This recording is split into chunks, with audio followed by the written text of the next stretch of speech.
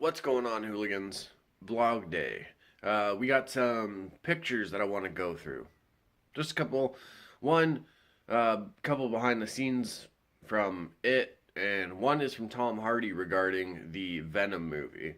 It was posted, and then within the hour it was deleted, so I think he wasn't supposed to put this out yet. But either way, we're going to talk about it.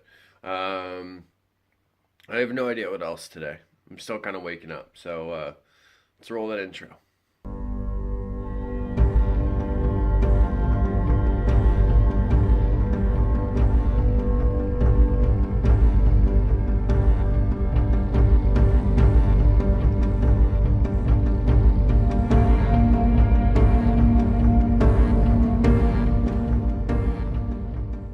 All right, hooligans. Now, let's take a look at this Tom Hardy post, shall we? So, Tom Hardy posted this photo right here on his Instagram, but like I said, it was quickly deleted thereafter. Now, there has been speculation that this may be actually the Venom promo poster, you know what I mean? Which, if that's the case, seeing Carnage and everything on it in such a big way, definitely gives I don't know, I don't want to say some hope, but it definitely leads the way to speculation that Carnage will be involved in this movie somehow. Honestly, like, I'm super excited for this movie, especially with the whole storyline that they're going with. I really hope that we get to see the other symbiote. It was like Rage, Apathy, was it Riot? Either way, there's basically like 5 other like symbiote children in a way. Especially if they're using like the whole Life Foundation, and with Eddie Brock's notes in that notebook, we see the words like Life Foundation accounts and stuff. I don't know.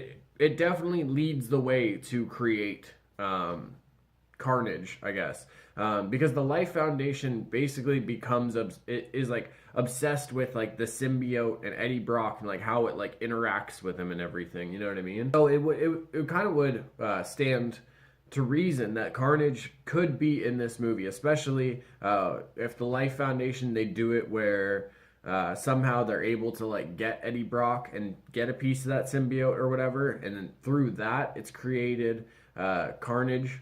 We'll see. We'll see if they do the Cletus Cassidy as Carnage as well. I believe that's Cletus Cassidy. I kind of hope they do, especially because it's because the movie's rated R. That gives me a lot of hope for other things. You know what I mean? Like, one, like, it's the director and everything has said. You know what I mean? Like, this movie is basically gonna have action, but the humor that's going to be in it is like Venom's dark humor and everything.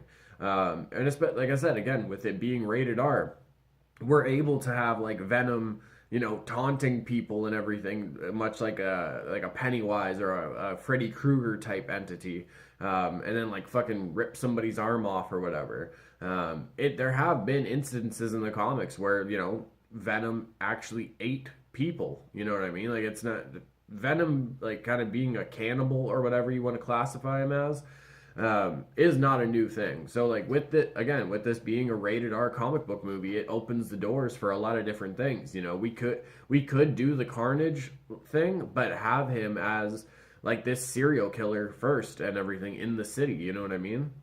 There's just certain things you can't do within like a PG or PG-13, and just the fact that, like, okay, we had the Wesley Snipes Blade movies. A lot of people don't remember that is actually a Marvel movie. I loved the first 2. The second one is actually my favorite out of the 3 Blade movies. But that was awesome because you got to see like crazy action and everything, and like it opened the door for a lot more to do in the movie. Deadpool proved that. There's no way you could do a Deadpool movie without it being rated R. You know what I mean? Logan, we finally got to see Wolverine just fucking slicing arms off and everything else. You know what I mean? Like, what I've been waiting since my childhood to see. we get that with Venom. Like, we're gonna actually get a rated R Venom movie, so we're gonna see, or I shouldn't say we're gonna see, we could see, Venom as this like just taunting evil character while Eddie Brock is struggling to like keep him in control. But like taunting his victims like before he like rips an arm off or whatever it is, or whatever the other symbiote children kind of get up to in the movie. But very excited. This whole promo image that has been floating around now since yesterday definitely kind of leads you down that heavy speculation of Carnage being in there. And like I said, with the rating and everything of it, like the Carnage line could be done really, really, really dope. Sometimes you hit obstacles that you do not see coming.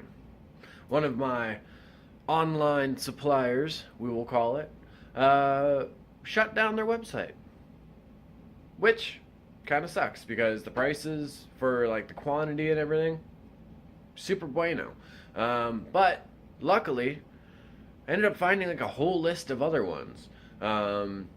So I got to do some research today. Gotta check out these other websites. Hopefully some of them, like, I'm sure some of them either way are gonna be like mucho bueno. But you gotta see what flavors you're dealing with. You don't want to just dive in and get a tub. You know what I'm saying? But yeah, I'm gonna do that. Get my little man some lunch and everything, and then maybe that's what after that we'll dive into some of these Pennywise pictures. All right, just had some lunch and everything, and I just fucking finally learned what this whole Tide Pod challenge thing is. Listen, if you think it's a good idea to put a fucking like pocket of chemicals in your mouth and bite it, just go the whole way and swallow it. Like, you know what I mean? Maybe finish it off with the hashtag take a shot of bleach challenge too. It's pretty fucking dumb. Like, if you honestly think this shit was like edible or anything, you have failed your parents. You have failed your family and your ancestors. Shame on your houses. Shame. Seriously though, like, just, is this where we're at as humans? Because if so, like, if apocalypse type setting happens, I think a lot of us are going to be okay. Because I don't know. I think a lot of these Tide Pod kind of eating folks are just, they're going to, they're going to kind of fall off on their own. They're either going to do some dumb shit, or it's just, they're not going to know what to do at all.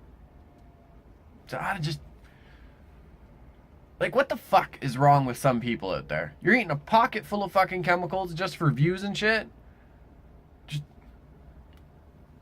god damn it.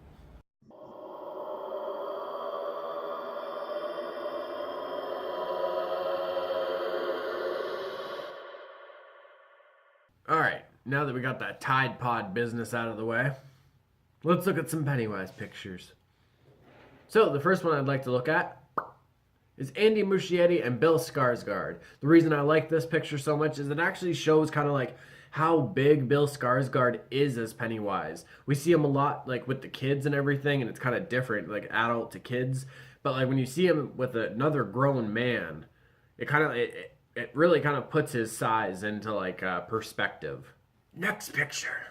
So now this one is from the Niebolt house. This is actually when Eddie has his little scene with Pennywise and then he turns around. I don't want to go into spoilers and everything in case anyone hasn't seen it. But I think it's really cool how like they actually had like the prosthetic teeth on Bill Skarsgård to mimic Pennywise's like rows of jagged teeth that he's supposed to have. For those out there that are looking at this and saying, well, that's not how Tim Curry looked, I need you to go read the book. It's very different. But also, there's this picture. I love how like the lighting is and everything in this one. Honestly, it's one of those things where, like, as like a photography enthusiast and a film like enthusiast, it's just this picture is beautiful for many, many different reasons to me. But yeah, again, we see those fucking terrifying teeth. I don't know. I'm a kind of behind the scenes with movies and stuff like that. I'm kind of a nerd when it comes to that stuff. I had seen these pictures and I wanted to share it with the hooligans in case anybody else out there has those like interests and everything too. So yeah, there it is. You keep pointing that shit at me and we're gonna have a fucking issue. Just saying.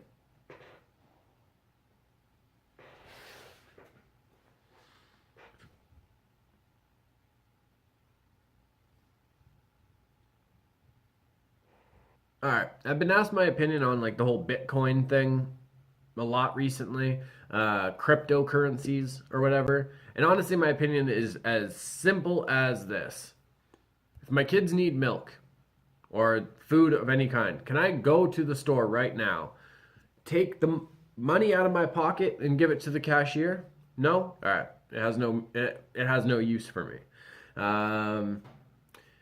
If the internet goes down, because this is the thing, everybody's talking about how it's the way of the future and technology is the way of the future. Well, you guys aren't thinking about the fact that what if all the shit goes down? What if the towers get, like, if the network towers, like for the internet or anything like that, that shit gets hit? What are you going to do? If you can't actually access your money, what are you going to do? You could have as many Bitcoins as you want, but if you can't get to them, does it really matter? And if people aren't really running off the internet and like these cryptocurrencies in the future or whatever have you because something happened, they're really, if anything, they're just like a relic of the past. You know what I mean? But for me, it's just, they're not a practical thing. If it's one of those things where it's like, even right now, if somebody was like, oh, here's like 2 Bitcoins or 3 Bitcoins or whatever, even one, whatever, I'd probably just sell that shit. Because, like, I guess they're worth a lot because it, like, you know, a lot, it has a lot of interest right now. That's how things go. It's, you know, ebbs and flows and whatever. Excuse me. Yeah, I would just sell that shit and use the money for, like, use the actual money for, like, my family. You know what I mean? Yeah.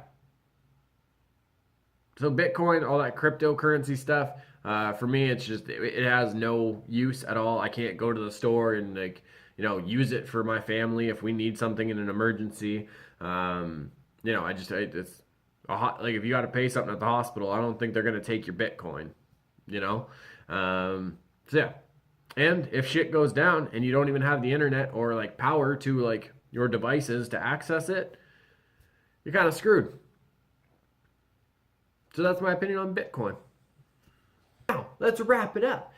If you want to support the channel, links are in description. TeePublic Store if you want some merch. You got a couple weeks left on the Keep Being Weird holiday design. After January 31st, it's gone, good folks. Also, hit up the Patreon. $2 a month, you get a specialized thank you video. $5 a month, you get a thank you video plus early access, exclusive content, all that good stuff.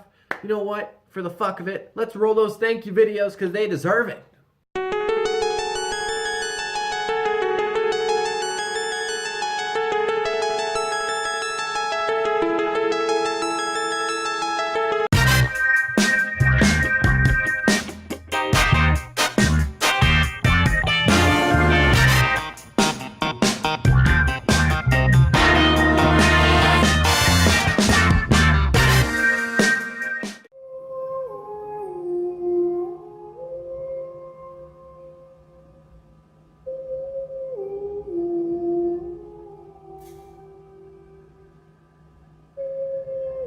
I better use my strong hand. Make sure you like, share, subscribe, comment below as long as it's positive. I'll read them all and give you a little thumbs up so you know I've read it. Let's roll that outro.